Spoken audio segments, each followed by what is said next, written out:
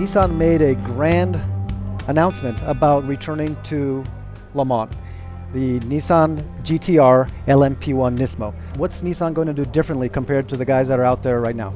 Well, I think, as you say, we've got fantastic history here. We've had a pole position, we've had a podium, and we're very proud of those things. We've still got the podium car is literally on the wall of our new Nismo headquarters in Yokohama. So we're very proud of that, but of course that means that we've got a challenge that we haven't achieved, which is to come and win Le Mans. So for us, we've got the heritage here that Japan loves the race. We're already hearing that Japanese fans of Nismo and Nissan and GTR are planning 1 year ahead their trip over to Le Mans for next year. A tour. Exactly, Yeah. exactly. So it is a huge deal for Japan. It's a huge deal for Nissan. We've got heritage here, but honestly, we're a bunch of racers basically in Nismo, and we want to come here and race against some fantastic brands. So the first thing we're excited about really is our return, but also really racing some of these other iconic makes.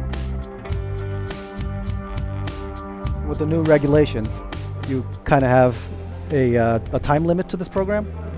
Yeah, at the moment the regulations change in 2 years' time, so we'll be in. We've guaranteed that we'll be in for 2 years, and then we'll see what happens to the regulations. Okay. But our aim is to win Le Mans within those 2 years, which is a crazy thing to say out loud. I've just said it. I thought I was stupid. You heard it? Yeah, you heard it here first. The next thing is the name. We're talking Nissan GTR LMP1 NISMO. The name GTR is in the name of the car. What does this mean for us?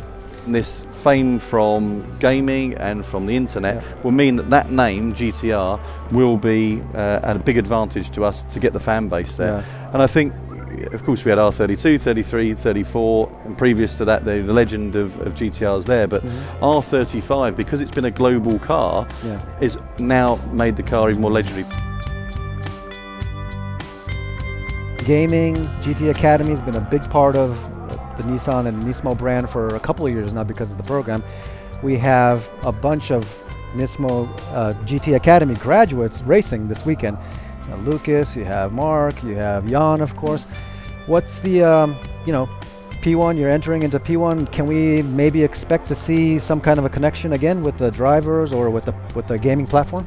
The LMP1 program will be completely tied into gaming. I mean, it's great to see that last year's GT Academy car, the YouTube Nismo TV car, is now in the game. So it's going from reality to virtual back the other way. You can drive the car that our guys drove last year.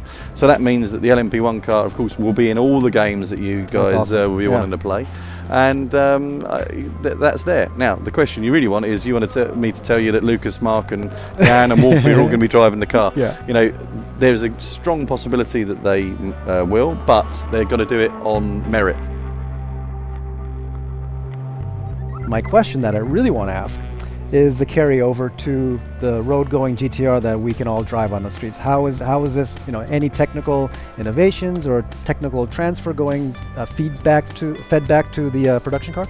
I think the problem with motorsport, as well as something I touched on earlier, which was this closed door policy that we seem to have, and do you know what I'd like to see is more access to data. So this data management about electric systems, about KERS systems. The new GTR is being looked at in terms of having some KERS systems on there, but not for efficiency. In the way that, say, a McLaren has, which is to fill in torque curve gaps or to boost the car out of the corners. The KERS can be fun. And that's what we're aiming at. That's the sort of thing that will be definitely transferable technology, because we're going to do something very interesting with the powertrain on the LMP1 car, and we think that there's a huge opportunity to transfer that technology into the new GTR. So watch this space.